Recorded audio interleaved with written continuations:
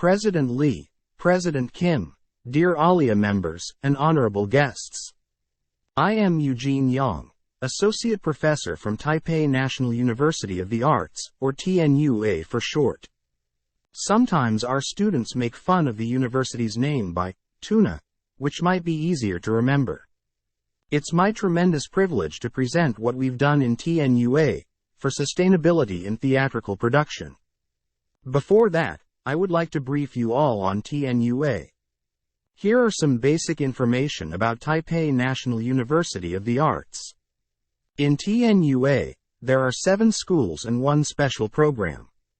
School of Music, Fine Arts, Theater Arts, Dance, Film and New Media, Cultural Resources, Humanity, and 1 special program, named Music and Image Transdisciplinary Program.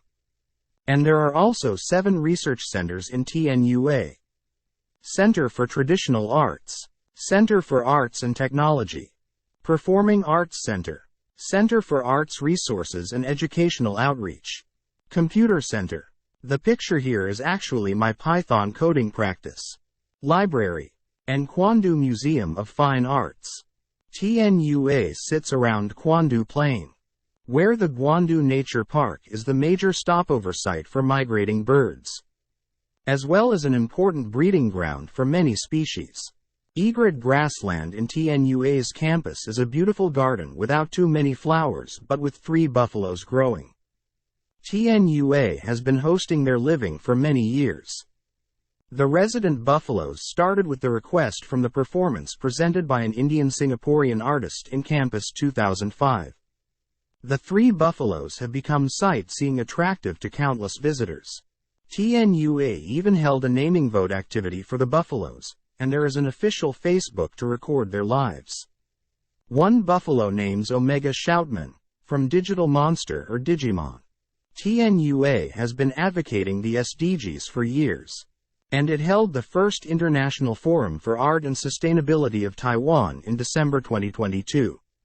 Regarding the carbon reduction, the forum was mainly online to accommodate as many attendees as possible. The 2 days forum was completely recorded in YouTube for reviewing upon further request. Get down to the business. There are around 14 to 16 theatrical productions per year in School of Theater Arts. 2 of them are faculty productions, directed and designed by professors. I have been responsible for 35 faculty productions as the technical director in the past 21 years.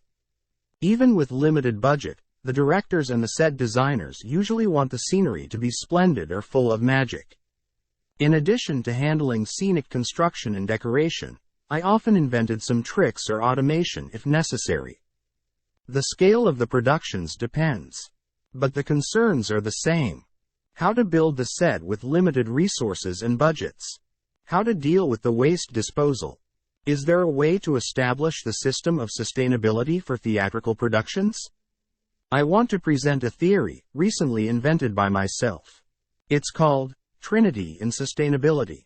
Trinity is a theory for explaining the identity of God in Christianity. I think the sustainability also has the nature of Trinity. Usually people would focus on 2 themes. The first is material and science, I call it the body. The second is imagination and creativity, which should be the mind.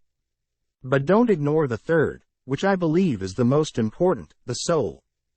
The soul consists of compassion and benevolence.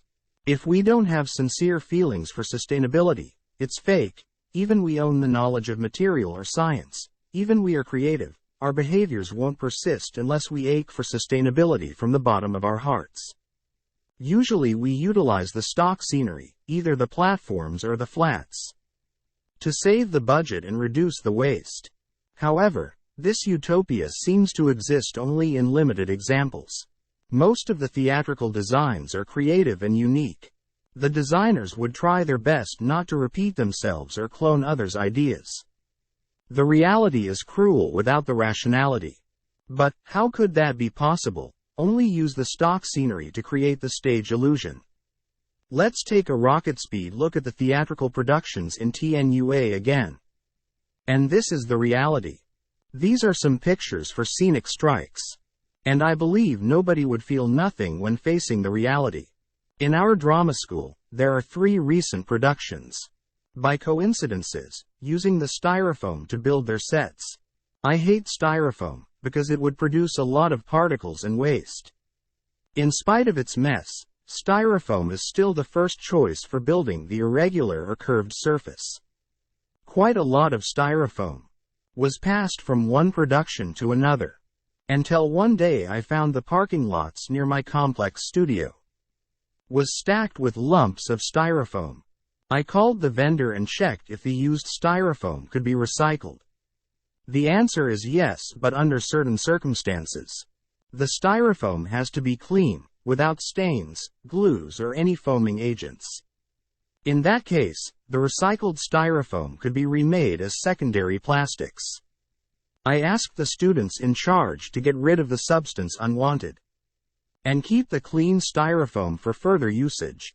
In May 2023, I was the technical director for the faculty production, Ulysses. The set demanded a lot of sand on stage in volume.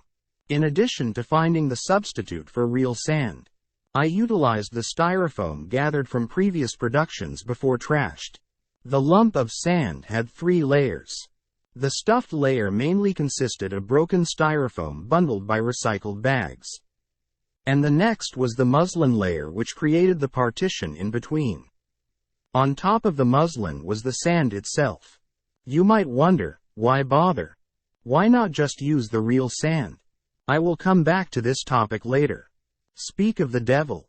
The production Ulysses did open a new window for us to re-examine the possibility of sustainable productions. As you can see in designer's 3D model, there were some giant units in the anti-proscenium theater. A giant bed, a giant chair, and a cloud floating in the sky. Apparently, it's a giant world, which would have cost a lot if we didn't regulate the way to build it. It's the first time in my career that the truss was used for the main structure of the scenic elements, instead of being used for ordinary purpose like rigging. The original size of the giant chair was not suitable for the truss we had. With my adaptation in dimensions, I talked to the set designer Chong about this sustainable idea of taking the truss as the bones of the chair. Mr. Chong accepted my proposal completely. In the end, the major expenses of the giant chair were on the curved back and tilting legs, customized for serving different purposes. The construction of the giant bed could also apply the same trick. However, we used up the truss we own, and eventually I borrowed some from the new media department, with adding some pipes for the internal structure, renting some curved truss for the back. The main structure of the giant bed was almost done. The rest was the mattress, which was composed of 4x8 stock platform and supplement platform for meeting the overall dimensions, and the puzzle floor mats as padding, which were abandoned in the warehouse of the university gym. The results for the giant chair and bed were satisfying. The set designer and the director helped a lot.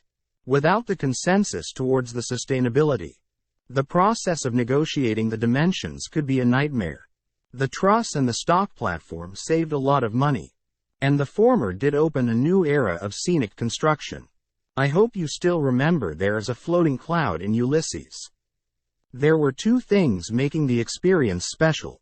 The first is the surface material and texture.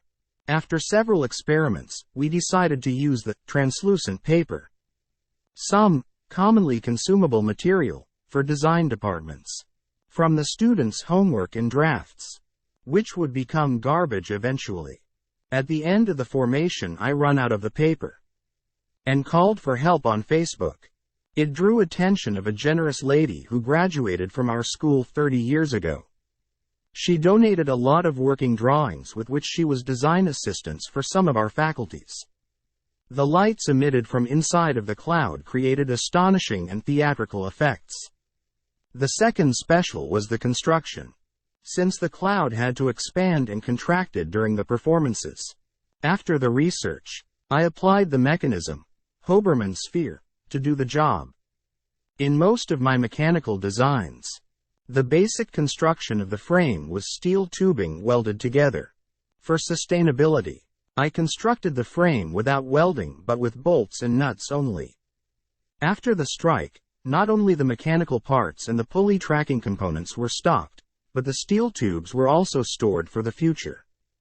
The Ulysses was quite a thrilling and unusual experience. For wood construction without the need for glue, we used the screws only to save the lumbers. The waste was very limited and less than ever. Without the ambition to approach the sustainability, the cost for dumpster would be double or worse. Although I had to spend more time on designing and planning, and the labor for strike was intensive, we believed we had done the right thing, which helped us rethink what we can do for the environment. The last section I want to share today is the revolution progress for the sand on stage. The first example was the real sand but with disguise and cutting corners.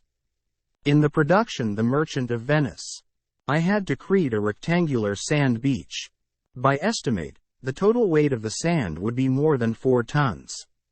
I wrapped the styrofoam with muslin on top and then covered it with real sand. Since the colors of the muslin and the sand were quite similar, by sticking thin layer of real sand evenly on muslin, it's almost impossible to reveal the secret underneath. At last, I cut the volume of the sand by 50%, and the budget by 20%. On the second example, I used the crude salt to imitate the sand with different texture. In the production Mahabharata, there should be a pattern of mandala with 9 meters in diameter, glowing underneath the sand, done by meticulously arranging complex roots of fiber optics, with LED pouring the light from the ends. In this case, the purpose redefined the material used. The third example, I began to explore more possibilities of the sand material. The major concerns of using sand on stage had always been the weight and the budget. In the production, On the Origin of Species, there were a lot of shoes buried within the sand, and to be revealed at the end of the show. Apparently, it's reasonable to apply the trick of the styrofoam again. Among different materials, I made a bad choice. Lightweight expanded clay aggregate, or LECA for short, which might have some sharp edges that sometimes caused the actors uncomfortable feeling. Although the production was done and luckily no actors' feet were injured, I regret my choice and shared this experience on Facebook. My share of LECA on Facebook induced a reverberation from my student Lynn, who studied at her graduate level in United States. She recommended the corncob, which was 100% natural, and often used for lab mice or pets, as the substitute for the sand. This info helped the production Ulysses a lot. I finally made an excellent choice after I evaluated different materials like cork granules, walnut granules, and corn cobs. With the styrofoam to be trashed, and with old trick like muslin cover, we reduced the amount of the sand by 90% and the budget accordingly. However, the effect of the corn cob sand was stunning and vivid, without compromise from the artistic point of view. After the show, all the corn cob was stored in the big buckets of our warehouse. Allow me to recap my trinity in sustainability. We should not rely on material or science only. Neither should we be content with our imagination or creativity. Most important, we should also be humble and aware that Mother Nature won't show her compassion and benevolence if we don't start our action in sustainability right away. The Ulysses was an example of how far the sustainability can achieve. If the production team has the consensus, it should be a renovation that all artists believe. Imagination shouldn't be used in art itself only, but also the way of creating art. Thank you. Let's do it together.